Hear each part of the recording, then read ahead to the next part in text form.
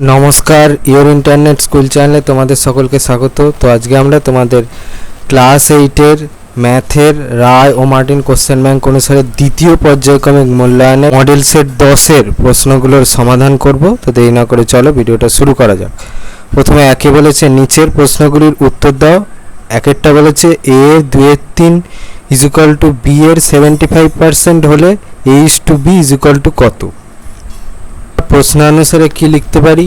a × 2/3 = b × 75% মানে হচ্ছে 75/100। সেখান থেকে পাচ্ছি হচ্ছে a/b = 75/100 ইন্টু এটা সমানের ওপারে গেলে নিচেরটা ওপরে আর ওপরেরটা নিচে আসে, সেইটা করেছি 3/2।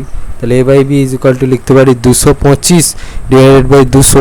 আর সেখান থেকে লিখতে পারি হচ্ছে a/b = 225/200। এটাকে যদি আমি 25 দিয়ে কাটাকাটি করি তাহলে 25 9 225, 25 8 200। তাহলে a/b আমার কত হবে? 9:8। এটা হয়ে গেল আমার অ্যান্সার। এবারে একের দুয়েরটা বলেছে 15 টাকা কিগ্রা দরের চালের সঙ্গে 20 টাকা কিগ্রা দরের চাল 2:3 অনুপাতে মিশ্রিত করা হলো। ওই মিশ্রণের প্রতি কিগ্রার মূল্য কত? তাহলে ধরি 15 টাকা কিগ্রা দরে চালের পরিমাণ হচ্ছে 2x কিগ্রা, তাহলে 20 টাকা কিগ্রা দরে চালের পরিমাণ হচ্ছে 3x কিগ্রা। এটা কীভাবে ধরছি? এই অনুপাত অনুসারে আমি হচ্ছে x হিসাবে ধরে নিচ্ছি আর কি, 2x কিগ্রা আর হচ্ছে 3x কিগ্রা। তাহলে মোট পরিমাণ কী হবে? এই দুটোর যোগফল 2x + 3x 5x কিগ্রা।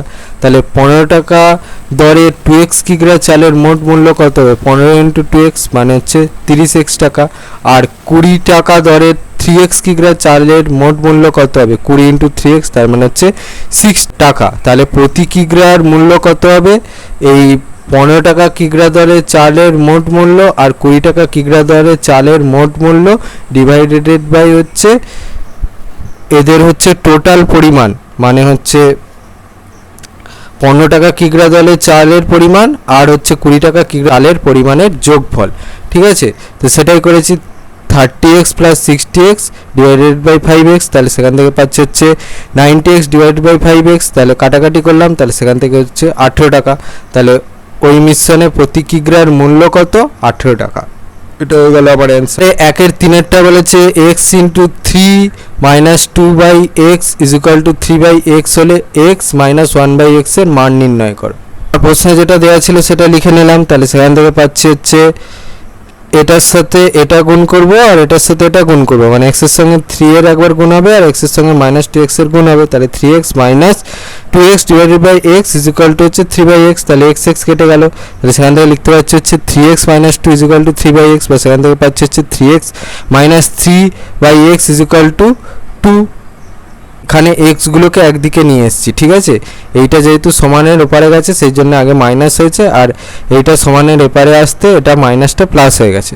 এবার হচ্ছে এটার লসাগু হচ্ছে হবে এক্স। তাহলে এক্স এর সাথে 3x এর গুণ করলে হচ্ছে 3x² - 3 / x = 2। এবারে হচ্ছে এইটা থেকে 3 কমন যাবে, সেজন্য 3 কমন নিয়েছি। তারপর যেটা বাকি পড়ে আছে সেটা লিখেছি x² - 1 / x = 2। দেখে কি লিখতে পাচ্ছি? x² - 1 / x। এটা গুণ আকারে আছে, তাহলে সমানের ওপারে গেলে এটা ভাগ আকারে হয়ে যাবে। তাহলে এখান থেকে কি লিখতে পারি? এখানটা একটা স্টেপ জাম্প আছে, এটা আমি তোমাদেরকে দেখিয়ে দিচ্ছি। x² / x - 1/x = হচ্ছে 2/3। তাহলে এখান থেকে কি পাচ্ছি? x, সেই অনুযায়ী এখানে x এসছে, x - 1/x = হচ্ছে 2/3। তাহলে আমরা মানটা পেয়ে গেলাম, x - 1/x এর মান। x - 1/x এর মান কি হবে? 2/3। এটা হয়ে গেল আমার অ্যান্সার। এবারে একের চারেরটা দেখো কি বলেছে, 9ab² - 3a² c ও 12a²c² এর লসাগু কত? এটাকে আগে লিখলাম। তাহলে 9ab² কে আমি কি লিখতে পারি? 3 × 3 × a × b × b। 3a²c কে আমি কি লিখতে পারি? 3 × a × a। 12a²c² কে আমি কি লিখতে পারি? 3 × 2 × 2 × a × a × c × c। এবারে আমাদের লসাগু কী হবে? লসাগুতে আগে দেখতে হবে যে তিনটে বা দুটোতে যেটা কমন আছে সেগুলোকে আগে লিখব, তারপর যেগুলো পড়ে থাকবে সেগুলো। দেখো এখানে তিনটেতেই হচ্ছে একটা 3, এই যে একটা করে 3, আর হচ্ছে একটা করে a কমন আছে। তাহলে এই দুটো আগে লিখে দিলাম। এবার দেখো দুটো জায়গাতে একটা কমন আছে, সেটা লিখলাম। তারপর দেখো দুটো জায়গাতে হচ্ছে সি কমন আছে, সেটা লিখলাম। তারপর দেখো যেগুলো বাকি পড়ে আছে সেগুলো লিখে দিচ্ছি। 3 ইন্টু বি ইন্টু বি, এখানে কিছু পড়ে নেই, এখানে পড়ে আছে হচ্ছে একটা 2 দুটো 2, তাহলে 2 ইন্টু 2 ইন্টু সি। তাহলে আমার ফাইনাল নির্ণয় লসাগু কি হবে? 36 a square b square c square, এটা হয়ে গেল আমার অ্যান্সার। এবারে দেখো 5এরটা কি বলেছে, ত্রিভুজ এবিসি এর তিনটি কোণের অনুপাত 2:3:7 হলে বৃহত্তম কোণটির মান নির্ণয় কর। ত্রিভুজের তিনটে কোণের অনুপাত বলে দিয়েছে 2:3:7, তাহলে আমি সেখান থেকে তিনটে কোণ ধরে নেব। একটা হচ্ছে 2x ডিগ্রি, একটা হচ্ছে 3x ডিগ্রি, একটা হচ্ছে 7x ডিগ্রি। তাহলে আমি শর্তানুসারে কি লিখতে পারি, যে তিনটে কোণের সমষ্টি হচ্ছে 180 ডিগ্রি। তাহলে 2x degree plus 3x degree plus 7x degree equal to 180 degree. সেখান থেকে আমি x এর মানটা পেয়ে গেছি, x এর মান হচ্ছে 15। এবার এখান থেকে আমাদের বৃহত্তম কোণটার মান চেয়েছে। বৃহত্তম দেখো এখানে হচ্ছে এই 7x ডিগ্রি, তাহলে এখানে হচ্ছে x এর মানটা বসাবো, তাহলেই পেয়ে যাব 7 ইন্টু 15, সেখান থেকে পাচ্ছি হচ্ছে 105 ডিগ্রি। এটা হয়ে গেল আমার অ্যান্সার। দেখো 6এরটা কি বলেছে, এবিসি একটি ত্রিভুজ যার কোণ এ 60 ডিগ্রি ও কোণ সি 30 ডিগ্রি। তাহলে ত্রিভুজটির বাহুগুলোকে ক্রমানুসারে সাজাও। আমাদের প্রশ্নে কি বলে দিয়েছে, এ ডিগ্রির মান বলে দিয়েছে, সি ডিগ্রির মান বলে দিয়েছে। তাহলে আমরা বি ডিগ্রির মান জানি না, তাহলে আমাদের প্রথমে আগে বি ডিগ্রির মান বের করতে হবে। আমরা কি জানি যে ত্রিভুজের তিনটে কোণের সমষ্টি হচ্ছে 180 ডিগ্রি, তাহলে আমরা দুটো কোণের মান জানি, তো সেটা বসিয়ে দিয়েছি। আর সেখান থেকে হচ্ছে বি এর মান কত সেইটা বেরিয়ে এসেছে।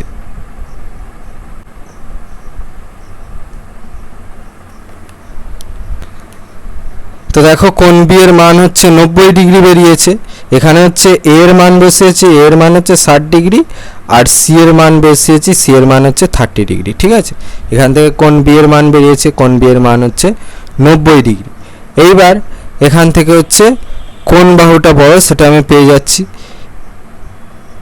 এই বাহুটা হচ্ছে সবচেয়ে বড়, বিসি, এইটা সবচেয়ে বড়, তারপরে হচ্ছে এইটা হচ্ছে সেকেন্ড সবচেয়ে বড়, আর সবচেয়ে ছোটটা হচ্ছে এসি। ঠিক আছে, এসি হচ্ছে সবচেয়ে লাস্টে থাকবে। এবারে 2 বলেছে দেখো যে কোনো 4টি প্রশ্নের উত্তর দাও। একটা বলেছে এক ধরনের জার্মান সিলভারে তামা দস্তা ও নিকেলের পরিমাণের অনুপাত 4:3:2। এই ধরনের 54 কিগ্রা জার্মান সিলভারে আর কত কিগ্রা দস্তা মেশালে সেই পরিমাণের অনুপাত হবে হচ্ছে 6:5:3। জার্মান সিলভারে তামা দস্তা ও নিকেলের পরিমাণের অনুপাত হচ্ছে 4:3:2। তাহলে 54 কিগ্রা জার্মান সিলভারে তামার পরিমাণ কত, 4/4 + 3 + 2 × 54 কিগ্রা। তাহলে মানে এটা হচ্ছে তামার যত পরিমাণ আর তামা দস্তা নিকেলের মোট পরিমাণটা যোগফল, এটা ইন্টু 54 কিগ্রা করলেই 54 কিগ্রা জার্মান সিলভারে তামার পরিমাণ কত হবে সেটা বেরিয়ে আসবে। এরকমভাবে হচ্ছে আমার 54 কিগ্রা জার্মান সিলভারে দস্তার কত পরিমাণ আর হচ্ছে পরিমাণের অনুপাতের টোটালটা যোগফল ইন্টু 54 কিগ্রা করলে হচ্ছে সিলভারে দস্তার পরিমাণ কত সেটা বেরিয়ে আসবে। সেরকমভাবেই জার্মান সিলভার 54 কিগ্রা যেটা, সেখানে নিকেলের পরিমাণ কত একইভাবে বেরিয়ে আসবে। এটা হচ্ছে নিকেলের পরিমাণ আর এটা হচ্ছে টোটাল অনুপাতগুলোর যোগফল ইন্টু 54, সেখান থেকে বেরিয়ে এসছে হচ্ছে 12 কিগ্রা। এবার আমাদের একটা জিনিস ধরে নিতে হবে যে জার্মান সিলভারে আমি এক্স কিগ্রা মেশানো হলো, তাহলে নতুন প্রকার জার্মান সিলভারে দস্তার পরিমাণ কত হবে, আগে যত ছিল তার সাথে এক্স এর যোগ, তার মানে হচ্ছে 18 + x কিগ্রা। তাহলে শর্তানুসারে লিখতে পারি হচ্ছে যে আগের যা জার্মান সিলভারে তামার পরিমাণ ছিল সেটা ডিভাইডেড বাই হচ্ছে দস্তা, সেইটার অনুপাত হচ্ছে 6/5। তাহলে সেখান থেকে পাচ্ছি হচ্ছে, এবার এটা হচ্ছে কোনাকুনি গুণ, 24-এর সাথে 5 গুণ, 6-এর সঙ্গে হচ্ছে 18 + x এর গুণ, তাহলে সেখান থেকে পাচ্ছি হচ্ছে কত 108 + 6x = 120। এবারে হচ্ছে এই 108টাকে সমানের উপরে নিয়ে যাব, তাহলে এটা হচ্ছে বিয়োগ হবে, তাহলে সেখান থেকে পাচ্ছি হচ্ছে 6x = 12, আর এটা হচ্ছে গুণাকারে আছে, সমানের উপরে গেলে ভাগ হয়ে যাবে, তাহলে x এর মান হচ্ছে 2। তাহলে 54 কিগ্রা জার্মান সিলভারে 2 কিগ্রা দস্তা মেশালে তার পরিমাণের অনুপাতটা হবে হচ্ছে এইটা 6 1:5:3। এবারে দেখো দুয়েরটা কি বলেছে, 30 জন লোক 15 দিনে একটি গ্রামের রাস্তার 3/7 সারান। যদি আরও 10 জন লোক কাজটি করতে আসেন তাহলে রাস্তাটির বাকি অংশ সারাতে কতদিন লাগবে তা ত্রৈরাসিক পদ্ধতিতে নির্ণয় করো। আমি গণিতের ভাষায় সমস্যাটা লিখে নেব, যেখানে হচ্ছে জনসংখ্যা হচ্ছে জনে, আর রাস্তা সারানোর পরিমাণ হচ্ছে অংশতে, আর দিন সংখ্যা হচ্ছে দিনে। ঠিক আছে, তাহলে 30, 3/7 15, আর 10 জন বেড়েছে, তাহলে 30 + 10 40, টোটাল অংশ হচ্ছে 1, তাহলে 1 - 3/7 4/7 অংশ বাকি, সেটা কত দিনে হবে। এবার দেখো আমি যদি জনসংখ্যা স্থির, আমার যদি রাস্তার পরিমাণ বেশি হয় তাহলে বেশি দিন টাইম লাগবে, আমার যদি রাস্তার পরিমাণ কম হয় তাহলে কম দিন টাইম লাগবে। তাহলে বেশিতে বেশি কমেতে কম, এই যে সম্পর্ক এটা হচ্ছে সরল সমানুপাতিক সম্পর্ক। এবারে হচ্ছে আমি যদি রাস্তা সারানোর পরিমাণ স্থির রাখি, যত কম লোক কাজ করবে তত বেশি দিন টাইম লাগবে, যত বেশি লোক কাজ করবে তত কম দিন টাইম লাগবে। এই যে বেশিতে কম কমেতে বেশি, এই যে সম্পর্ক এটা হচ্ছে ব্যস্ত সমানুপাতিক সম্পর্ক। তাই ত্রৈরাসিক পদ্ধতিতে হিসাব করে কি পাই, 15 × 30/40 × 4/7 / 3/7। এবার ভাগটা যখন ওপরে যাবে তখন হচ্ছে নিচেরটা ওপরে আর ওপরেরটা নিচে চলে আসবে। তাহলে 15 × 30/40 × 4/7 × 7/3, তাহলে সেখান থেকে পাচ্ছি হচ্ছে 15 দিন। তাহলে হচ্ছে 15 দিন সময় লাগবে। এটা হয়ে গেল আমার অ্যান্সার। আর দেখো 2-3-এরটা কী বলেছে, সময় মতো বিদ্যুতের বিল জমা দিলে 15% ছাড় পাওয়া যায়। সময় মতো বিল দিয়ে কোনো গ্রাহক 54 টাকা ছাড় পেলেন, তাহলে বিদ্যুতের বিলের পরিমাণ কত ছিল তা নির্ণয় করো। সময় মতো বিদ্যুতের বিল জমা দিলে 15% ছাড় পাওয়া যায়, তাহলে সময় মতো বিল দিয়ে 54 টাকা ছাড় পেয়েছে একটা ব্যক্তি, তাহলে বিদ্যুৎ বিলের পরিমাণ কত হবে, 100/15 ইন্টু হচ্ছে 54, তাহলে সেখান থেকে পাচ্ছি হচ্ছে 360 টাকা। তাহলে বিদ্যুতের বিলের পরিমাণ ছিল হচ্ছে 360 টাকা। এবারে 2-4 বলেছে 30% কমানোর ফলে একটি সংখ্যা 210-তে পরিণত হলো, সংখ্যাটিকে শতকরা কত বাড়ালে সেটি 450-এ পরিণত হবে। তাহলে ধরে নেব যে সংখ্যাটা হচ্ছে এক্স। তাহলে প্রশ্ন অনুযায়ী দেখো কি বলেছে, যে 30% কমানোর ফলে একটি সংখ্যা 200 পরিণত হয়, তার মানে হচ্ছে যে সংখ্যাটা আছে তার 30% কমাতে হবে। কমানোর জন্য দেখো মাইনাস, তাহলে সংখ্যাটা হচ্ছে এক্স, এক্সের ওপর 30% কমাতে হবে, তাহলে এক্স মাইনাস এক্স ইন্টু 30/100, আর সেটাই হচ্ছে 210। তাহলে সেখান থেকে পাচ্ছে হচ্ছে এক্স মাইনাস 0 কাটলো 3x / 10 = 210। এবার এটা হচ্ছে কোনাকুনি গুণ, তাহলে হচ্ছে 10x - 3 হোল / 10 = 210। 10টা এদিকে 210-এর সঙ্গে গুণ হবে, আর এটা হচ্ছে বিয়োগ, তাহলে 7x = 2100। তাহলে x হচ্ছে 2100, এটা গুণ আকারে আছে, ভাগে মানে সমানের উপরে গেলে ভাগ হয়ে যাবে। তাহলে 2100 / 7, তাহলে x এর মান হবে হচ্ছে 300। আবার দেখো কি বলেছে, যে সংখ্যাটাকে আমি শতকরা কত বাড়ালে সেটা 450-তে পরিণত হবে। তাহলে আমি আবার ধরে নেব যে সংখ্যাটাকে হচ্ছে আমাদের y% বাড়াতে হবে। তাহলে প্রশ্ন অনুযায়ী সংখ্যাটা কি ছিল, সংখ্যাটা হচ্ছে 300, তাহলে এইটার হচ্ছে আবার আমাদের y% বাড়াতে হবে। তাহলে এই সংখ্যাটার উপরে যেহেতু বাড়াতে হবে সেই জন্য যোগ, এই সংখ্যাটার উপরে y% বাড়াতে হবে, তাহলে হচ্ছে সংখ্যাটা যুক্ত সংখ্যাটার y%, তাহলে 300 × y/100, সেটা হচ্ছে 450 আমাদের প্রশ্নে বলে দিয়েছে। তাহলে সেখান থেকে লিখতে পারি হচ্ছে 300 প্লাস এটা হচ্ছে 3y = 450, বা 3y = 450 - 300, বা 3y = হচ্ছে 150, বা সেখান থেকে লিখতে পারি হচ্ছে y = 150 / 3।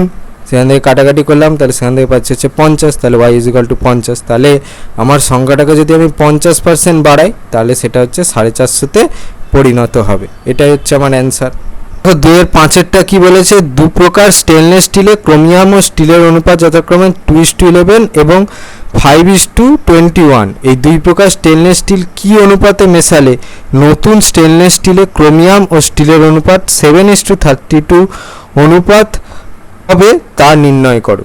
তাহলে ধরি প্রথম প্রকার স্টেনলেস স্টিলের x এককের সঙ্গে আমাদের দ্বিতীয় প্রকারের y একক স্টেনলেস স্টিল মেশাতে হবে। তাহলে প্রথম প্রকার স্টেনলেস স্টিলে ক্রোমিয়াম আর স্টিলের পরিমাণের অনুপাত কত বলেছে, 2:11।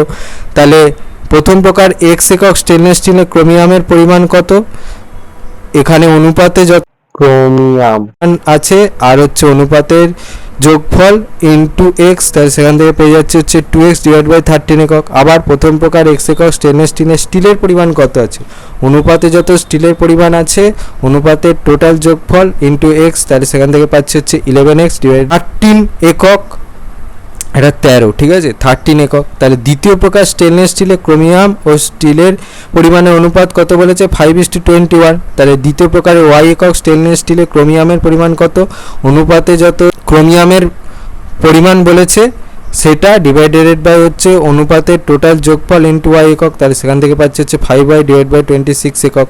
আবার দ্বিতীয় প্রকার ওয়াই একক স্টেনলেস স্টিলের পরিমাণ কত বলেছে, আমার অনুপাতে যত স্টিলের পরিমাণ আছে সেইটা ডিভাইডেড বাই হচ্ছে অনুপাতের টোটাল যোগফল ইন্টু ওয়াই একক, তাহলে সেখান থেকে পাচ্ছে হচ্ছে 21y ডিভাইড বাই 26 একক।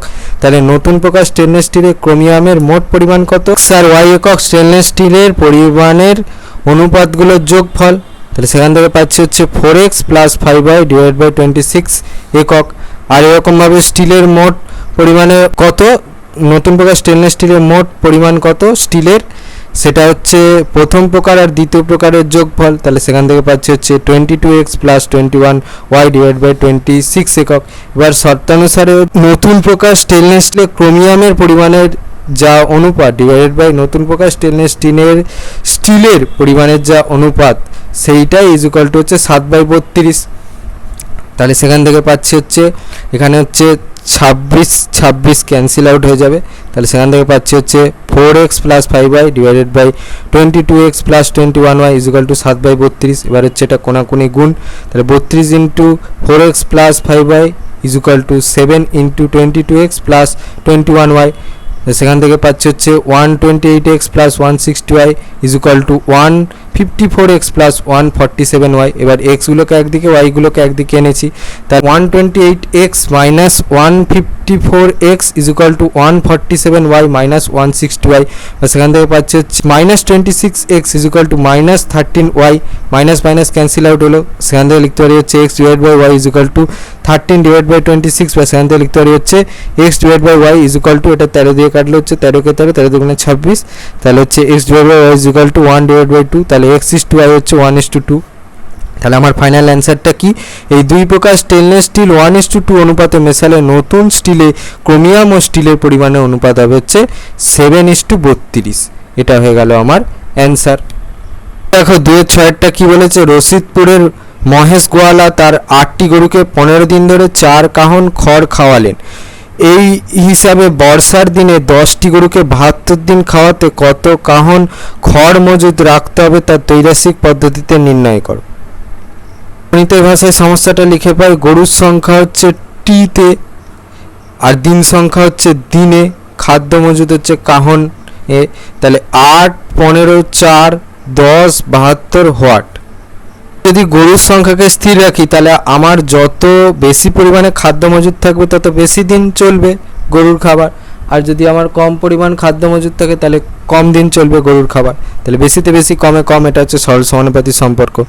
এবার যদি আমি দিন সংখ্যা স্থির করে দিই, যত গরু থাকবে তত হচ্ছে তাড়াতাড়ি খাদ্য শেষ হবে, আর যত কম গরু থাকবে তত হচ্ছে দেরিতে খাদ্য শেষ হবে। যে বেশি তাড়াতাড়ি কমেতে কম তাড়াতাড়ি এই যে সম্পর্ক, এটা হচ্ছে সরল সমানুপাতিক সম্পর্ক। ক্লাসিক পদ্ধতিতে হিসাব করে পাই 4 ইন্টু 72/15 ইন্টু 10/8, তাহলে সেখান থেকে পাচ্ছি হচ্ছে 24 কাহন। এটা হয়ে গেল আমার অ্যান্সার। দেখো 3 বলেছে লসাগু নির্ণয় করো, যে কোনো একটি একেরটা বলেছে x square minus y square plus z square minus 2xz comma x square minus y square minus z square plus 2yz comma xy plus zx plus y square minus z square.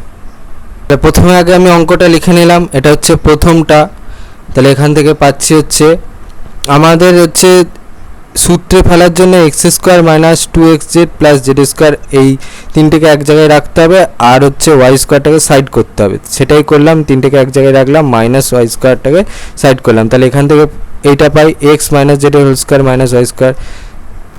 তাহলে এখান থেকে লিখতে পারি হচ্ছে মানে এটা হচ্ছে a square minus b স্কোয়ারের ফর্মুলা, তাহলে এ প্লাস বি, তাহলে হচ্ছে x minus z plus y আর a minus b x minus z minus y.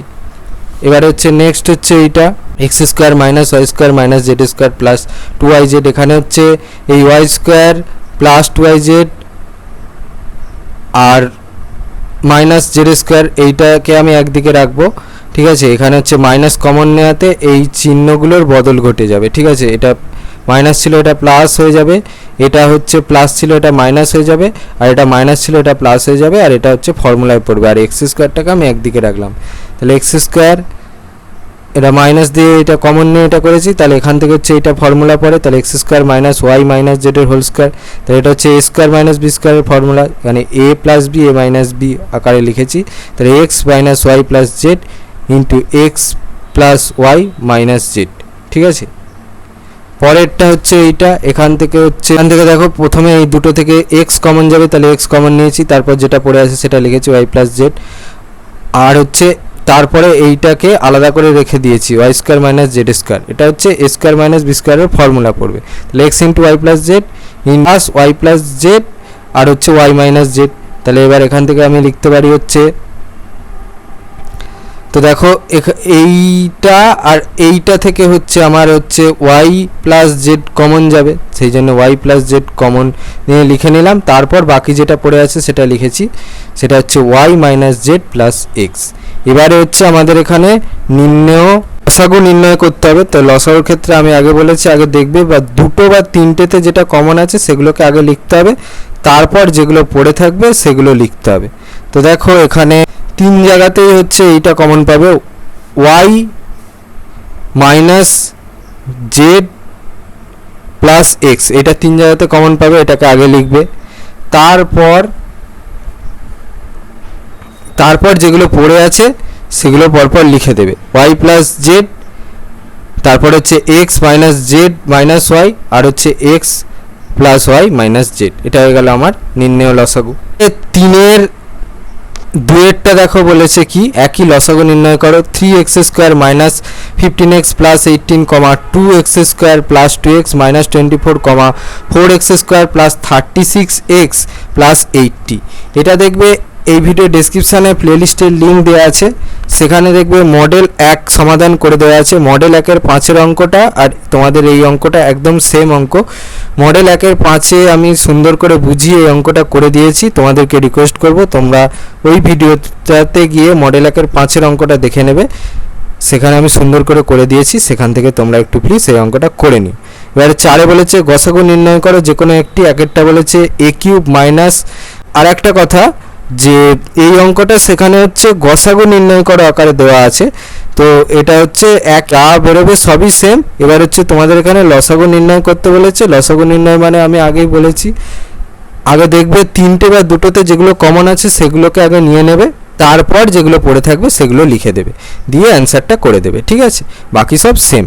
এবারে হচ্ছে 4-এরটা বলেছে গসাগু নির্ণয় করো যে কোনো একটি, একেরটা বলেছে a cube minus 4a square plus 4a a square plus a minus 6 a cube minus 8। এই অঙ্কটা দেখবে যে এই ভিডিও ডেসক্রিপশানে প্লেলিস্টের লিঙ্ক দেওয়া আছে, সেখানে দেখবে মডেল 8 পুরো সমাধান করে দেওয়া আছে, সেখানে 3-এর দাগের অথবা দেখবে এই অঙ্কটা আর 3-এর দাগের অথবা মডেল 8-এর অঙ্কটা সেম। তো মডেল 8-এ 3-এর দাগের অথবা অঙ্কটা আমি সুন্দর করে বুঝিয়ে করে দিয়েছি, তো সেখান থেকে তোমরা একটু প্লিজ এই অঙ্কটা দেখে নিও, ঠিক আছে।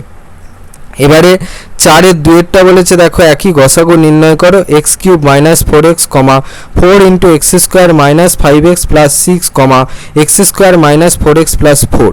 এই অঙ্কটা তোমাদেরকে রিকোয়েস্ট করব দেখবে এই ভিডিও ডেসক্রিপশানে প্লেলিস্টের লিঙ্ক দেওয়া আছে, সেখানে যাও দেখবে মডেল 8-এর পুরো সমাধানের ভিডিও আছে, সেখানে গিয়ে 4-এর অথবায় দেখবে এই অঙ্কটা 4-এর অথবার সাথে সেম অঙ্ক, সেখানে আমি সুন্দর করে দিয়েছি, সেখান থেকে তোমরা বুঝে নিয়ে এই অঙ্কটা প্লিজ একটু করে নিও। এবারে 5-এ বলেছে উৎপাদকে বিশ্লেষণ করো যে কোনো একটি, একেরটা বলেছে এ স্কোয়ার প্লাস 2a এর whole square plus a square plus 2a minus 2। তাহলে প্রথমে আগে আমি অঙ্কটা লিখে নিলাম, এবার আমি এখানে একটা জিনিস ধরে নেব, সেটা হচ্ছে এ স্কোয়ার প্লাস 2aটাকে আমি এক্স ধরে নেব, তাহলে এক্স ধরে নিয়ে লিখছে হচ্ছে x square plus x minus 2। এবার এটাকে আমি উৎপাদকে ভেঙেছি, তাহলে কি করলে হচ্ছে এখানে কিছু নেই মানে 1 আসে, 2 মাইনাস 1 করলে 1 আসে, তাহলে সেটাই করেছি। X square plus 2 minus 1 into x minus 2, বা সেখান থেকে লিখতে পারি হচ্ছে x square plus 2x minus x minus 2। এবার হচ্ছে এখান থেকে এক্স কমন যায়, এক্স কমন নিয়েছি, এক্স কমন নিয়ে এক্স প্লাস 2, এখান থেকে মাইনাস 1 কমন যায়, মাইনাস 1 কমন নিয়েছি, পরে থাকছে হচ্ছে এক্স প্লাস 2। তাহলে আমার এটা হচ্ছে এক্স মাইনাস 1 আর হচ্ছে এক্স প্লাস 2। এবারে হচ্ছে এক্সের জায়গায় মান বসাবো, এক্সের এ স্কোয়ার প্লাস 2a মানটা বসিয়েছি, তাহলে সেখান থেকে পাচ্ছি হচ্ছে a square plus 2a minus 1 into a square plus 2a plus 2। এটা হয়ে গেল আমার অ্যান্সার। এবারে দেখো 5-এর 2-এরটা কি বলেছে, একই উৎপাদকে বিশ্লেষণ করো, a minus 1 into x square plus a square x y plus a plus 1 into y square. অঙ্কটা লিখে নিলাম। তাহলে এখানে আমি a মাইনাস 1টাকে p ধরে নেব আর a প্লাস 1টাকে আমি q ধরে নেব। তাহলে pq মানে কি, a minus 1 into a plus 1, বা সেখান থেকে পাচ্ছি হচ্ছে pq ইজ ইকুয়াল টু কি, এটা কার formula, a square minus b square, মানে এখানে এটা হচ্ছে a আর বিটা হচ্ছে 1, তাহলে a স্কোয়ার মাইনাস 1 স্কোয়ার, বা সেখান থেকে আমি a স্কোয়ারের মান বের করব।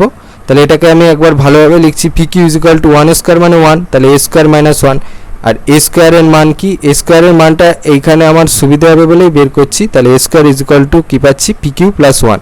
তাহলে এ স্কোয়ারের জায়গায় হচ্ছে এই pq প্লাস 1 বসাবো, আর হচ্ছে a মাইনাস 1-এর জায়গায় লিখবো হচ্ছে p, আর a প্লাস 1-এর জায়গায় লিখবো হচ্ছে q। ঠিক আছে, তাহলে অঙ্কটা একবার লিখলাম, লেখার পরে হচ্ছে এবার যেখানে যেটা বসানোর সেইটা আমি বসিয়ে দিয়েছি। দেখো p x square plus p q plus 1 into x y plus q y square. এবারে এখান থেকে লিখতে পারি p x square plus x ওয়াইয়ের সঙ্গে পি কিউর গুণ, তাহলে পি কিউ এক্স ওয়াইয়ের সঙ্গে 1-এর গুণ plus x y plus q y square. এবার হচ্ছে এই দুটো থেকে কমন নেবো, এই দুটো থেকে কমন যায় হচ্ছে পি এক্স কমন নিলাম, তারপর যেটা পড়ে আছে সেটা লিখছি এক্স প্লাস কিউ ওয়াই, আর এখান থেকে হচ্ছে এই দুটো থেকে কমন যায় হচ্ছে ওয়াই লিখলাম, তারপর যেটা পড়ে আছে এক্স প্লাস কিউ ওয়াই, তাহলে সেখান থেকে পাচ্ছি হচ্ছে এক্স প্লাস কিউ ওয়াই আর হচ্ছে পি এক্স প্লাস ওয়াই। এবারে হচ্ছে মানগুলো বসিয়ে দেবো এক এক করে, কিউ এর মান আর পি এর মান। তাহলে x plus a plus 1 into y আর a minus 1 into x plus y, তাহলে সেখান থেকে পাচ্ছি হচ্ছে এক্স প্লাস ওয়াইয়ের সঙ্গে এটা গুণ, তাহলে এ ওয়াইয়ের সঙ্গে এক গুণ, তাহলে হচ্ছে প্লাস ওয়াই, আর হচ্ছে এক্সের সঙ্গে এটা গুণ, তাহলে এক্স, এটার সঙ্গে এটা গুণ, তাহলে মাইনাস এক্স প্লাস ওয়াই। এইটা হয়ে গেল আমার ফাইনাল অ্যান্সার। দেখো 6-এরটা কী বলেছে, সরল করো যে কোনো একটি a divide by a minus x plus b divide by b minus x plus c divide by c minus x whole divide by 3 divide by x minus 1 divide by x minus a minus 1 divide by x minus b minus 1 divide by x minus c। এই অঙ্কটা দেখবে এই video ডেসক্রিপশানে প্লেলিস্টের link দেওয়া আছে, সেখানে model 2 পুরো সমাধান করে রেখে দেওয়া আছে। সেখানে দেখবে 5-এর দাগের 1-এর অঙ্কটা আর এই অঙ্কটা সেম, সেখানে আমি সুন্দর করে বুঝিয়ে অঙ্কটা সমাধান করে দিয়েছি। তোমাদেরকে রিকোয়েস্ট করব সেখান থেকে তোমরা একটু প্লিজ এই অঙ্কটা করে নিও। এবারে 6-এর 2-এরটা একই, সরল করো, 1 divide by x minus 1 plus 1 divide by x plus 1 plus 2x divide by x square plus 1 plus 4x cube divide by x to the power 4 plus 1। এই অঙ্কটা রিকোয়েস্ট করবো যে তোমরা এই ভিডিও ডেসক্রিপশানে প্লেলিস্টের লিঙ্ক পেয়ে যাবে, সেখানে দেখবে মডেল 3 পুরো সমাধান করে দেওয়া আছে। সেখানে 3-এর দাগের 1-এর অঙ্কটা দেখবে আর এই অঙ্কটা দেখবে সেম অঙ্ক, সেখানে আমি সুন্দর করে বুঝিয়ে করে দিয়েছি। তোমাদেরকে রিকোয়েস্ট করব যে তোমরা সেখান থেকে বুঝে নিয়ে অঙ্কটা একটু প্লিজ করে নিও। বা সাথে বলেছে যে কোনো দুটি প্রশ্নের উত্তর দাও। একটা বলেছে প্রমাণ করো যে দুটি সরলরেখা পরস্পরকে ছেদ করলে যে দুজোড়া বিপ্রতীপ কোণ উৎপন্ন হয় তাদের প্রতিজোড়া কোণের পরিমাপ পরস্পর সমান। তোমাদের বইয়ের 75 নম্বর পাতায় আছে উপপাদ্য নম্বর 1, দেখে নাও। পরে 2-এরটা বলেছে প্রমাণ করো যে একটি ত্রিভুজের দুটি কোণের পরিমাপ সমান হলে তাদের বিপরীত বাহুগুলির দৈর্ঘ্য সমান হবে। তোমাদের বইয়ের 93 পাতায় আছে উপপাদ্য নম্বর 6, দেখে নাও। পরে 7-এর 3-এ বলেছে প্রমাণ করো যে কোনো ত্রিভুজের দুটি বাহুর দৈর্ঘ্য সমান হলে তাদের বিপরীত কোণগুলির পরিমাপ সমান হবে। এটা তোমাদের বইয়ের 92 পাতায় আছে উপপাদ্য নম্বর 5, দেখে নাও। 8-এরটা বলেছে যে কোনো দুটি প্রশ্নের উত্তর দাও। 1-এরটা বলেছে প্রমাণ করো যে কোনো সামান্তরিকের একটি কোণ সমকোণ হলে প্রতিটি কোণই সমকোণ হবে।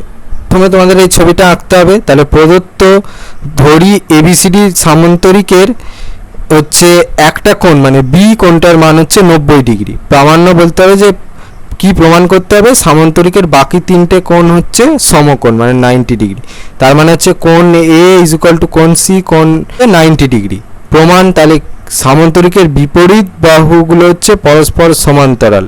এই বাহুটা এই বাহুটা আর এই বাহুটা এই বাহুটা এরা হচ্ছে পরস্পর সমান্তরাল। তাহলে এডি প্যারালাল বিসি আর এবি প্যারালাল ডিসি, আর এডি প্যারালাল বিসি এডি প্যারালাল হচ্ছে বিসি, আর এদের মধ্যে হচ্ছে এবিটা হচ্ছে ছেদক। ঠিক আছে, তাহলে কোণ এ প্লাস কোণ বি ইজ ইকুয়াল টু হচ্ছে 180 ডিগ্রি। কেন না, এরা হচ্ছে ছেদকের একই দিকের অন্তস্থ কোণ। তাহলে কোণ এর মান কত হবে, 180 ডিগ্রি মাইনাস কোণ বি। কোণ বি এর মান আমরা ধরে নিয়েছিলাম 90 ডিগ্রি, তাহলে সেখান থেকে পেয়ে যাবে হচ্ছে কোণ এর মান হচ্ছে 90 ডিগ্রি। আবার হচ্ছে এবি প্যারালাল ডিসি, এর হচ্ছে বিসি হচ্ছে ছেদক। ঠিক আছে, তাহলে এরা হচ্ছে ছেদকের একই দিকের অন্তস্থ কোণ। তাহলে কোণ বি প্লাস কোণ C is equal to 180 degree. তাহলে কোণ সি কী হবে, 180 ডিগ্রি মাইনাস কোণ বি, এর মান জানি 90 ডিগ্রি, তাহলে সেখান থেকে পাচ্ছি হচ্ছে কোণ সি এর মান হচ্ছে 90 ডিগ্রি। আবার এডি প্যারালাল বিসি, এর হচ্ছে ডিসি ছেদক, এটা হচ্ছে ছেদক। ঠিক আছে, তাহলে সি কোণ সি প্লাস কোণ d is equal to 180 degree, ছেদকের একই দিকের অন্তস্থ কোণ। তাহলে কোণ ডি ইজ ইকুয়াল টু হচ্ছে 180 ডিগ্রি মাইনাস কোণ সি, তাহলে সেখান থেকে পাচ্ছি হচ্ছে 180 degree minus 90 degree is equal two 90 degree. তাহলে কোণ ডি এর মান পেয়ে গেলাম 90 ডিগ্রি, কোণ সি এর মান পেয়ে গেলাম 90 ডিগ্রি, কোণ এর মান পেয়ে গেলাম 90 ডিগ্রি। তাহলে আমি প্রমাণ করে দিতে পারলাম তো যে কোণ এ ইজ ইকুয়াল টু কোণ সি ইজ ইকুয়াল টু কোণ d is equal two 90 degree. এটা হয়ে গেল আমার অ্যান্সার। পরে 8-এর 2-টা বলেছে এবিসি এবং ডিবিসি দুটি সমদ্বিবাহু ত্রিভুজ বিসি বাহুর বিপরীত পাশে অবস্থিত। প্রমাণ করো যে এডি বিসি বাহুকে সমকোণে সমদ্বিখণ্ডিত করে। এটা হচ্ছে ছবিটা প্রদত্ত মানে কি দেওয়া আছে, এবিসি আর ডিবিসি দুটো সমদ্বিবাহু ত্রিভুজ, এবিসি আর ডিবিসি এই দুটো হচ্ছে সমদ্বিবাহু ত্রিভুজ যা হচ্ছে বিসি বাহুর বিপরীত পাশে অবস্থিত। ঠিক আছে, আমাদের এখানে মনে করতে হবে যে এডি বিসিকে ও বিন্দুতে ছেদ করে। এই যে এডিটা আছে এটা হচ্ছে বিসিকে ও বিন্দুতে ছেদ করে। ঠিক আছে, এবার প্রামাণ্য বিষয় মানে কি প্রমাণ করতে হবে, এডি বিসি বাহুকে সমকোণে সমদ্বিখণ্ডিত করে। এই যে এডি বাহুটা আছে এটা বিসি বাহুকে সমকোণে সমদ্বিখণ্ডিত করে। তার মানে হচ্ছে এই যে বিওটা আছে আর এই ওসি এই দুটো সমান, আর হচ্ছে এডি হচ্ছে বিসি বাহুর ওপরে লম্ব। ঠিক আছে, তাহলে আমাদের প্রমাণ কি করতে হবে, দেখো ত্রিভুজ এবিডি আর এডিসি এর মধ্যে আমরা জানি যে AB is equal to AC, যেহেতু হচ্ছে আমার ত্রিভুজ এবিসিটা হচ্ছে সমদ্বিবাহু ত্রিভুজ, সমদ্বিবাহু ত্রিভুজের হচ্ছে দুটো বাহু সমান হয়, সেই কারণে হচ্ছে AB is equal to AC. আবার BD is equal to CD, কারণ কি না, কারণ হচ্ছে ত্রিভুজ বিডিসি হচ্ছে সমদ্বিবাহু আর এডি হচ্ছে এদের সাধারণ বাহু। ঠিক আছে, তাহলে সেখান থেকে লিখতে পারি হচ্ছে ত্রিভুজ এবিডি সর্বসম ত্রিভুজ এসি ডি, কেন না বাহু বাহু বাহু সর্বসমতা অনুসারে। তাহলে কোণ বিডিএ ইজ ইকুয়াল টু কোণ ডিএসি আর কোণ বিএডি ইজ ইকুয়াল টু কোণ এডিসি। ঠিক আছে, ত্রিভুজ দুটো যদি সর্বসম হয় বাহু বাহু বাহু সর্বসমতা অনুসারে, তাহলে কোণ বিডিএ কোণ ডিএসি আর কোণ বিএডি কোণ এডিসি সর্বসম ত্রিভুজের অনুরূপ বাহু হিসাবে সমান। তাহলে সেখানে লিখতে পারি আর হচ্ছে BD is equal to AC আর AC is equal to DC, কারণ এরা হচ্ছে সর্বসম ত্রিভুজের দুটো অনুরূপ বাহু। ঠিক আছে, কিন্তু কোণ বিডিএ ও কোণ ডিএসি হচ্ছে একান্তর কোণ, তাহলে সেখান থেকে লিখতে পারি হচ্ছে বিডি প্যারালাল এসি। আর হচ্ছে কোণ বিএডি ও কোণ এডিসি হচ্ছে একান্তর কোণ, সেখান থেকে লিখতে পারি হচ্ছে এবি প্যারালাল ডিসি। তাহলে সুতরাং ডিসি একটা হচ্ছে সামান্তরিক, এ বি ডিসি এটা হচ্ছে একটা সামান্তরিক যার হচ্ছে AB is equal to AC, AB is equal to হচ্ছে এসি, আর হচ্ছে BD is equal to CD. ঠিক আছে, বা ডিসি একই। ঠিক আছে, তাহলে হচ্ছে এবিডিসি একটা রম্বস, এবিডিসি এটা হচ্ছে একটা রম্বস। ঠিক আছে। অতএব এডি ও বিসি পরস্পর সমকোণে সমদ্বিখণ্ডিত হয়েছে। এডি আর হচ্ছে বিসি এরা হচ্ছে পরস্পর সমকোণে সমদ্বিখণ্ডিত হয়েছে। তাহলে সেখান থেকে আমি লিখতে পারি হচ্ছে BO is equal to OC আর এবং হচ্ছে এডি লম্ব বিসি। এটা হয়ে গেল আমার প্রমাণ। পরে 8-এর 3-এরটা বলেছে প্রমাণ করো যে একটি কোণের অন্তঃসমদ্বিখণ্ডক ও বহিঃসমদ্বিখণ্ডক পরস্পর লম্বভাবে অবস্থিত। তো এই অঙ্কটা দেখবে যে এই ভিডিও ডেসক্রিপশানে একটা প্লেলিস্টের লিঙ্ক দেওয়া আছে, সেখানে দেখবে মডেল 2-এর পুরো সমাধান করে দেওয়া আছে। সেখানে 8-এর 1-এর দাগেরটা দেখবে আর এই যে প্রমাণ করোটা কি সেম, সেখানে আমি সুন্দর করে বুঝিয়ে করে দিয়েছি। তো সেখান থেকে রিকোয়েস্ট করবো যে তোমরা অঙ্কটা বুঝে করে নিও, ঠিক আছে। তো তোমাদের ক্লাস 8-এর দ্বিতীয় পর্যায়ক্রমিক মূল্যায়নের রায় ও মার্টিন কোশ্চেন ব্যাংক অনুসারে ম্যাথের মডেল সেট 10-এর প্রশ্নগুলোর সমাধান।